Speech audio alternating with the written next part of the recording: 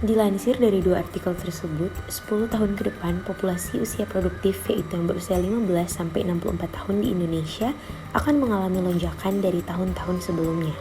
Lalu, kenapa ini menjadi hal yang penting? Ada pepatah yang mengatakan bahwa pemuda merupakan ujung tombak perjuangan bangsa. Ya, keterlibatan pemuda di usia produktifnya sudah bukan menjadi pemandangan yang asing lagi. Bahkan kerap kali keterlibatan mereka menjadi objek vital dan vokal dari gerakan yang disetir oleh paham radikal tersebut. Bukankah hal ini patut dicemaskan? Ketika ujung tombak perjuangan bangsa Indonesia ini sendirilah yang malahan mengambil bagian aktif dalam aksi-aksi perpecahan yang provokatif. Mahfud MD menjabarkan radikalisme dalam 3 bentuk. Yang pertama adalah radikalisme dikaitkan dengan agama, di mana menganggap agama lainnya adalah kafir. Yang kedua adalah jihadi, yaitu aksi teror seperti pengeboman dan sebagainya. Dan yang ketiga adalah radikalisme di pemikiran atau sisi ideologis. Namun, terlepas dari pengertian radikalisme yang luas dan beragam, keberadaan kaum muda tetap saja dilihat sebagai sasaran potensial dari para kaum radikal.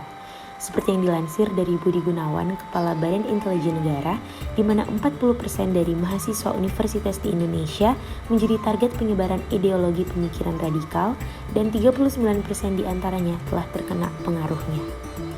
Hal ini dikarenakan karena kaum muda ingin menunjukkan eksistensi diri, adanya etos perjuangan melawan kondisi negara yang saat ini dianggap bobrok, metode pembelajaran di sekolah Indonesia yang dianggap kurang menekankan kepada skill untuk berpikir kritis, ataupun faktor-faktor sosial ekonomi lainnya.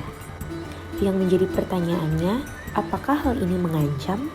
Menurut Kepala Badan Intelijen Indonesia, tingkat radikalisme ini menyebar pada 15 provinsi yang diklasifikasikan sebagai provinsi yang sangat berpotensi tinggi terpapar radikalisme. Di dalamnya, 24% mahasiswa universitas dan 23,3% pemuda tingkat SMA mendukung kelompok jihad untuk mendirikan negara khilafah di Indonesia. Wahid Foundation pun pada 2017 yang lalu menemukan bahwa 60% murid yang juga mengambil ekstrakurikuler pendidikan agama Islam tingkat SMA pun setuju untuk mendukung kelompok jihad meskipun hal itu melibatkan kekerasan. Nah, hal ini pada konteks yang lebih ekstrim bisa membawa kita pada tindakan seperti separatisme maupun terorisme itu sendiri. Jadi, apakah mengancam? Tentu saja.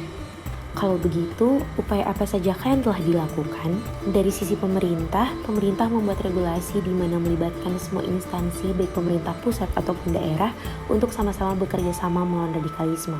Pemerintah juga mengadakan deradikalisasi yang menekankan semangat keagamaan yang moderat dan juga toleran, dan juga membentuk Badan Nasional Penanggulangan Terorisme atau BNPT yang sigap dalam melawan terorisme.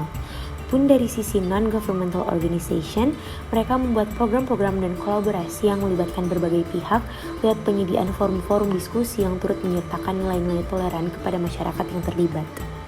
Tahun-tahun ke depan tidak akan semakin mudah untuk kita sebagai pemuda-pemudi penerus bangsa menangkal ancaman kesatuan Indonesia. Disinilah peran krusial kita memupuk toleransi. Ketika rasa toleransi tersebut telah mendasari perilaku kita, maka paham-paham radikal tadi tidak akan bisa mengguncang keyakinan kita. Ya, kita pemuda Indonesia. Karena pada akhirnya, too much of anything is good for nothing.